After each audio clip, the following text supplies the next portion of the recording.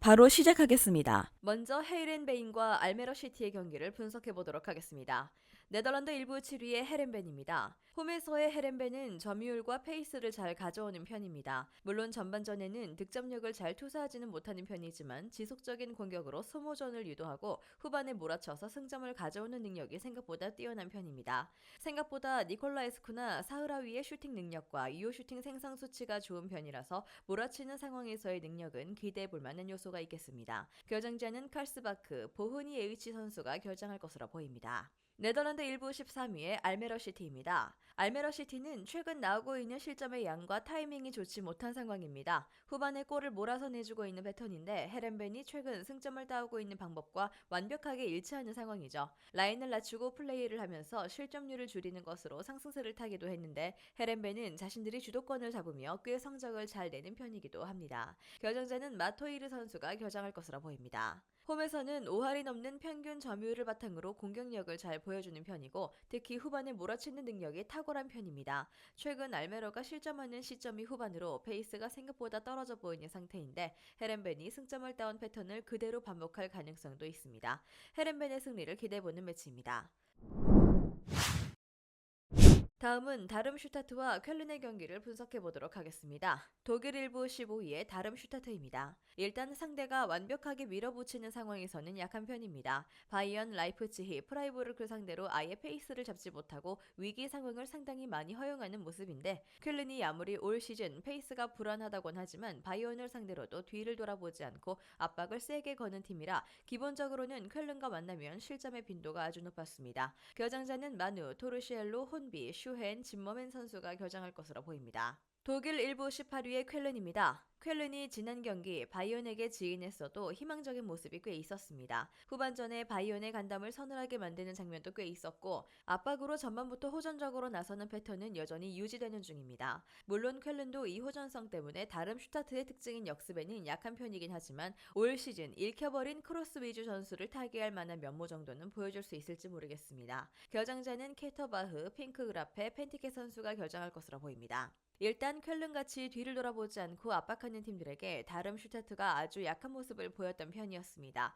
쾰른이 아무리 올 시즌 득점력이 하락세라고 하더라도 쾰른이 바이언을 상대로 지난 경기 꽤 공격적인 찬스를 만드는 등 개선의 여지가 보이기도 했습니다. 쾰른의 수비력이 불안하다면 2.5오버도 좋은 선택이 될 것 같습니다. 쾰른의 승리를 기대해보겠습니다.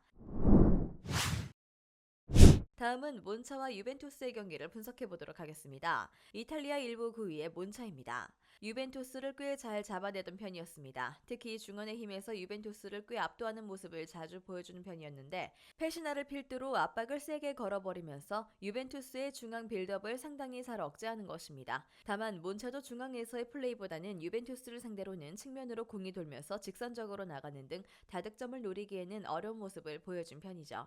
결정자는 카프라리, 이조, 구메지 선수가 결정할 것으로 보입니다. 이탈리아 1부 2위의 유벤투스입니다. 로카텔리가 돌아오지만 이 선수도 빌드업에서 축이 될 수 있는 유형은 아닙니다. 몬차의 중원에 먹히면서 또 빌드업이 U자가 될 가능성이 높은 상황으로 볼 수 있을 것입니다. 그래도 3백이 박스 안에서의 슈팅을 최소화시키면서 결과를 가져오는 경우도 제법 있는 상황인데 유벤투스도 몬차와 마찬가지로 수비가 쉽게 무너지는 유형은 아니라고 할 수 있을 것입니다. 결정자는 데실리오, 포그바, 다닐루, 웨아 선수가 결정할 것으로 보입니다. 일단 두 팀이 쉽게 수비가 무너지는 양상은 보여주고 있는 편은 아닙니다. 그러나 중앙 싸움에서 팽팽하게 이어지면서 공이 측면으로 도는 등 다소 중원에서의 빌드업이 답답해질 여지는 두 팀이 모두 있는 상황일 듯합니다. 2.5언더를 1순위로 놓고 무승부를 과감하게 가보는 것도 좋을 것입니다.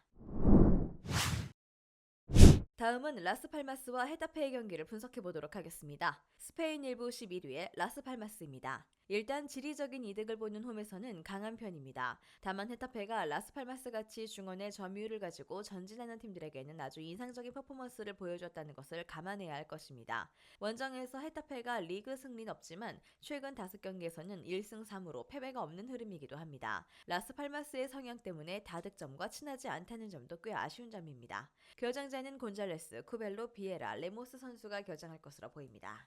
스페인 일부 파리의 헤타페입니다. 지공 성향의 팀인 바르셀로나, 베티스, 비아레알을 상대로 모두 무승부를 기록하는 등 4-4-2와 거친 플레이로 빌드업을 방해하는 모습이 상당히 인상적인 유형입니다. 라스팔마스를 상대로도 비슷하게 나아갈 것으로 보이는 상황이고요. 물론 원정에서는 실점률이 높아지는 모습이긴 하지만 마요랄과 그린우드가 팀 전반적인 화력에 도움이 되고 있습니다. 결정자는 위날 아람바리 선수가 결정할 것으로 보입니다.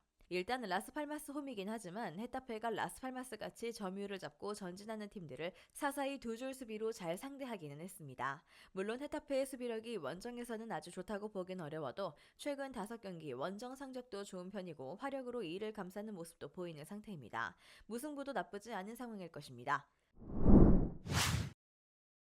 마지막으로 스타드 랭스와 스트라스부르의 경기를 분석해보도록 하겠습니다. 프랑스 1부 5위의 랭스입니다. 공격에서는 적어도 리그에서 빅찬스를 가장 잘 만드는 이토의 활약이 있습니다. 다만 기대 득점이 전반적으로 낮은 편이라서 랭스의 주무기가 공격이라고 하기는 어려울 것인데 스트라스부르가 견고함과 압박의 강도가 높은 편이기도 해 랭스도 스트라스부르를 쉽게 볼 수 없는 상황이라는 것은 분명할 것 같습니다. 그래도 스트라스부르의 전진을 거친 플레이로 막아내는 중원에서의 플레이는 좋습니다. 결정자는 나카무라, 에도아, 디아키테, 무네트시, 에스브란드 선수가 결정할 것으로 보입니다. 프랑스 1부 13위의 스트라스부르입니다. 잘 지지 않는 팀입니다. 라인을 내리고 강하게 나가는 수비력은 비에이라 감독의 색깔이기도 하죠. 다만 비에이라 감독은 펠리스 시절에도 공격적인 면모를 챙기는 모습은 아니었고 스트라스부르를 맡은 상황에서도 공격에서는 크게 두각을 드러내고 있는 상황은 아닙니다. 한 골 싸움에서도 스트라스부르가 기본적으로는 불리한 상황이라는 것이죠. 결정자는 바스티안, 필라 선수가 결정할 것으로 보입니다. 랭스가 일단 스트라스부르보다는 골을 넣을 확률이 높다고 보는 것이 옳긴 합니다.